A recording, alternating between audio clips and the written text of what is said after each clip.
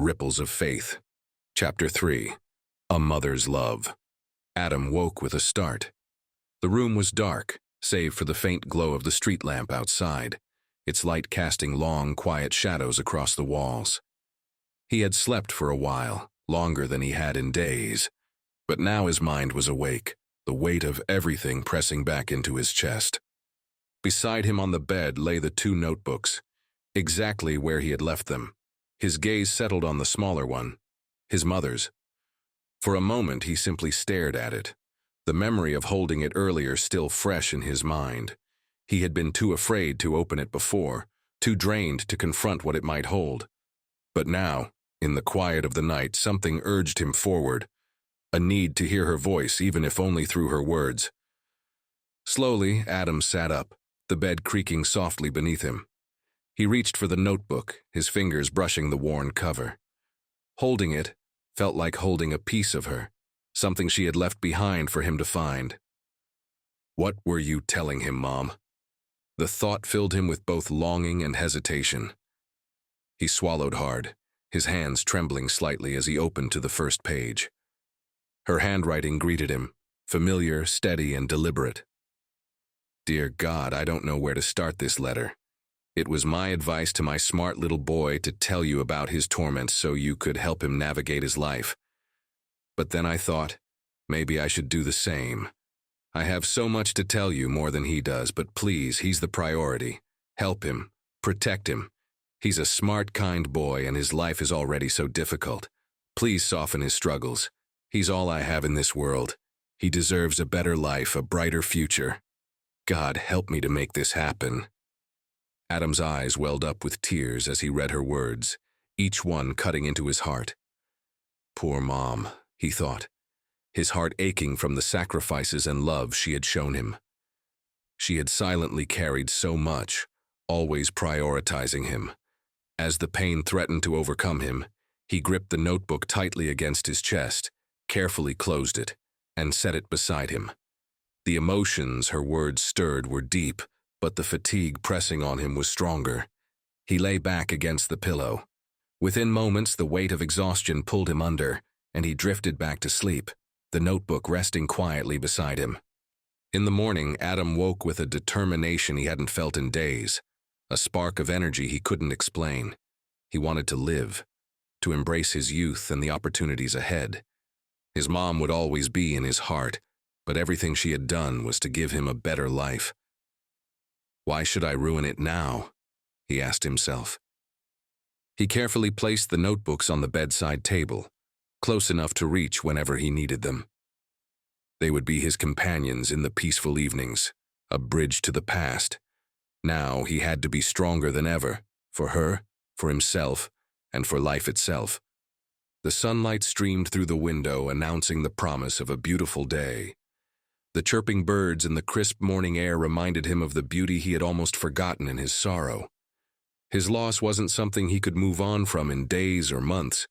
He knew it would stay with him forever. But it didn't have to consume him. Let it be gentle, he thought, a tender reminder of the best part of my life, my mom. Adam got dressed, deciding to grab a coffee nearby. He still had one more day off from work, given to him for his loss. As soon as he stepped outside, the world felt different, as though he were living in a different era. Something was missing, an emptiness he couldn't pinpoint but was determined to endure. He strolled to a coffee shop not far from his house, one he had visited with his mom before. Taking a seat by the window, he stared at the bustling world outside. The people, the cars, the constant motion. It all seemed to move forward while his own life felt stuck, trapped in the shadow of his loss. The waitress approached with a warm smile, one that faltered mildly when she saw him. She had served him and his mom twice the last time they came here together. Your beautiful mom didn't come with you today, she muttered, her tone curious. It's been a while since I've seen you both. Uncertain of how to react, Adam froze. To conceal the tears that threatened to fall, he forced a small grin and lowered his gaze to the table. I'll get your coffee ready. A large black as usual, right? The waitress shouted after hesitating for a while, sensing that something was off. Still avoiding her eyes, he nodded, feeling his chest tighten with unsaid words. As she walked away, Adam exhaled shakily, heart tightening. It's not as easy as I imagined, it occurred to him. The memories of coming here with his mom weighed on him, heavier than ever. He turned his eyes back to the window, watching the street outside. It was filled with life. People walking briskly, laughing, chatting, going about their day. There was no sign of misery, no visible losses among them. But then how could he know? Just as they couldn't see the pain he carried, he couldn't see theirs. Appearances can be deceiving, he concluded, the realization settling over him like a quiet truth. After finishing his coffee, Adam left the shop and walked to his car. An urgency to be close to his mother had taken hold of him, filling his heart with an aching restlessness. He decided to stop by a florist to buy flowers for her grave. At the florist, he reflected for a moment. "Can you make a bouquet with roses and yellow flowers, please?" He remembered how much his mom had loved roses, especially pink ones.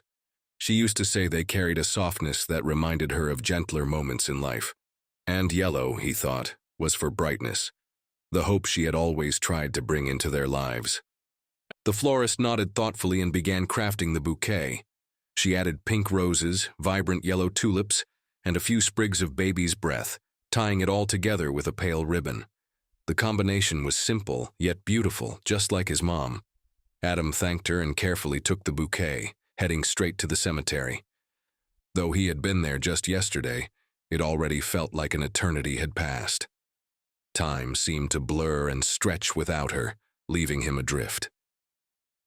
As he approached her grave, the ache within deepened. He hurried to the headstone, placing the flowers delicately on the ground. For a moment he stared at the arrangement, the sunlight catching the colors, and thought, she would have loved them.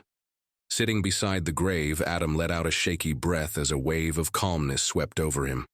It was as if her presence hovered, comforting him in his solitude. Then, without warning, the tears began to fall. They rolled down his cheeks, silent and unstoppable, as he leaned closer to the headstone and began to speak, his voice trembling. "I'm so lonely, Mom. I don't know how to manage your absence. You taught me everything, but not how to live without you." His breath hitched as he tried to steady himself. "I'm trying to be strong, to be a man, but it's so hard, Mom.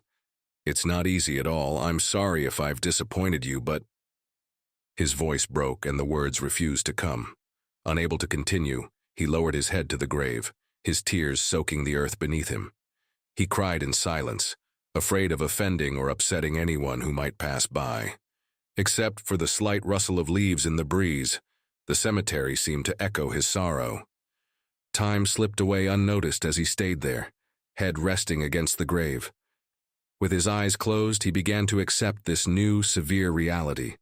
The feeling of her presence beneath the earth was both comforting and heartbreaking. For a long time he stayed like that, letting himself grieve fully, knowing that this suffering was part of the love he would carry for her forever. Adam didn't feel the time passing by. When he finally opened his eyes, the sun had shifted, casting long shadows across the cemetery. Though hours had passed, it felt like mere moments. He stood slowly, his body stiff from sitting so long, and looked down at the grave one last time. "See you next Saturday, Mom," he said tenderly, his voice carrying a mix of sadness and resolve. He brushed off his hands, gave the flowers a final glance, and headed back to his car. As he drove away, the familiar emptiness shifted back in, though it felt less overwhelming this time. It had been weeks since he last bought groceries, the cupboards at home nearly bare.